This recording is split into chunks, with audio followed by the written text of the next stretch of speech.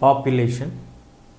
Before going into the lesson, let us imagine the world without human beings. Is it possible to imagine the world without human beings? Then who will create the social atmosphere and who will create this cultural environment? So practically it is impossible to imagine a world without human beings. So now let us move on to understand the importance of people, that is population.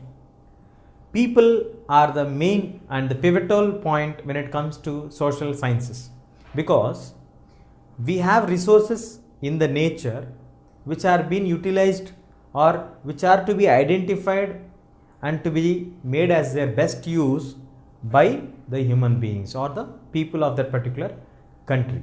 So for any country to develop, in the similar way, for any country to understand its progress, when we say a country is developing or a country is progressing, the people play a major role for that. When we get any natural calamities, tsunamis, cyclones, we understand that we lose people more than the infrastructure or the other facilities. So when we talk about the people, in order to identify the resources, in order to utilize them properly, in order to develop any nation, whatever we talk, we are closely associated with the people of that particular country. So in social sciences, people is a very important, and it's the heart of the social sciences in anywhere, in any country, because every country is nothing but a nation where the people live, maybe having some commonalities. Now moving on to understand here the development of the economy of any country or the society develops when people are developing. When an individual is developing, the family develops. After the family develops, he starts to pay the taxes. The nations develop. So if every individual is developing, every family develops. The society develops. The country ultimately reflects the development of that particular people who are present. And the resources will show us what is the importance of the people. The people understand the importance of the resources and utilize them very effectively. Then only a country can progress, an individual can progress. When a calamity comes or when any disaster occurs, we lose most of the human beings. That's why when any natural calamity threat is being found, for example, if any cyclones are found, we have a threat that the coastal areas will be massively affected by the cyclones. Then the governments of that particular region or the state or the nation would advise the people, those who are living in the coastal areas, to move to the higher elevated places in order to save that human resources, in order to save the people. Because if we have people, we can recreate the resources what we have there. We can utilize them properly. So even the natural calamities also shows us the importance and the value of the people. So we need to save our human life on a very larger scale, especially when calamities occur. And the best understanding is that in this world or on our planet Earth, the producers are people as well as the consumers are also people. People start to produce by making crops, rice, wheat, barley, whatever it is. They manufacture the products, they create certain products, they invent certain products, they change the old forms into the new forms, and they make the maximum efforts to give something into the market. When some product is being brought into the market, people are directly involved in making that particular product. In the similar way, in the market or in the shops or in the shopping malls, wherever we go, the products which are ready for sale are again bought by another set of people.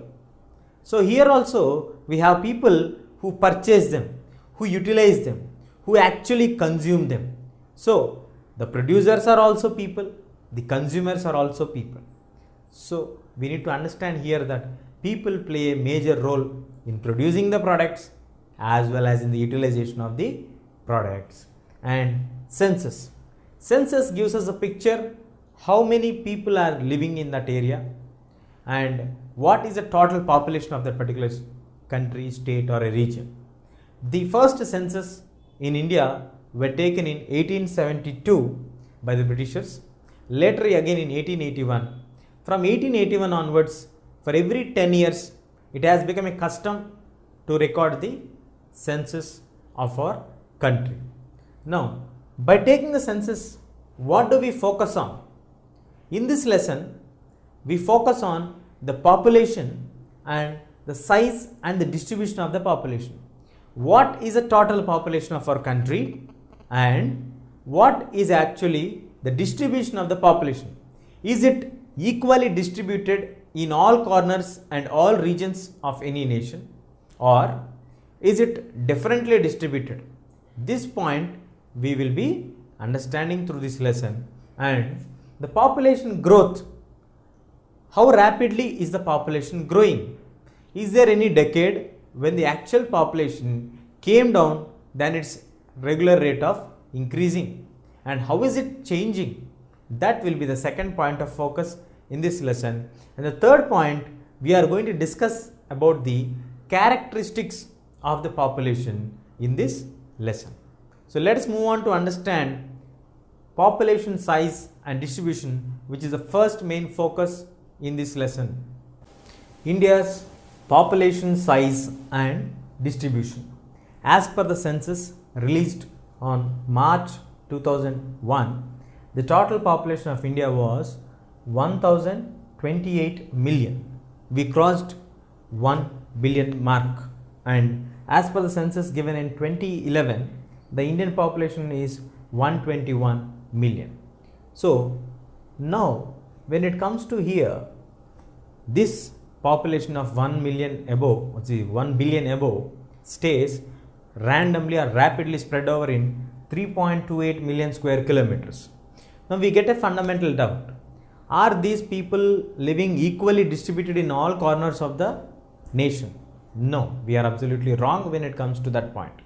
Because we have a state called Uttar Pradesh where the maximum number of people live here. That is, UP has 166 million people, which accounts for total 16% of the entire India's population lives only in one particular state. When it comes to the other states, like other hand, Haryana and Sikkim, all together we have 0.5 million people staying there. One hand, we have one state having 166 million. On the other hand, we have Haryana and Sikkim staying or comprised of population 0.5 million. And when it comes to Lakshadweep, we have less than a million here, less than a lakh actually the population, that is just 60,000 people staying in the islands of Lakshadweep. So the population is not at all equally distributed. It varies from place to place, region to region. The entire population of India, most of the population lives only in 5 major states, that is Uttar Pradesh, Maharashtra, Bihar, West Bengal and Andhra Pradesh. Together we have half of the population living in these 5 states. And when it comes to Rajasthan, Rajasthan is the largest area occupying state where its population is 5.5% in the entire India's population. So like this, the population size and it is randomly distributed. Uttar Pradesh with a maximum populous state, while in coming to Sikkim and Haryana, lowest populated states. Well, understanding the distribution, 5 major states in India comprise more than 50% of the entire India's population. Those are Uttar Pradesh, Maharashtra, Bihar, West Bengal and Andhra Pradesh. Rajasthan, though being the largest state, the population percentage was not quite relevant to its area's size. So like this, India accounts for 2.4% of the entire world's area when it comes to in terms of area, but it is having large population and the second most populous state in the world. This is about the population size of India.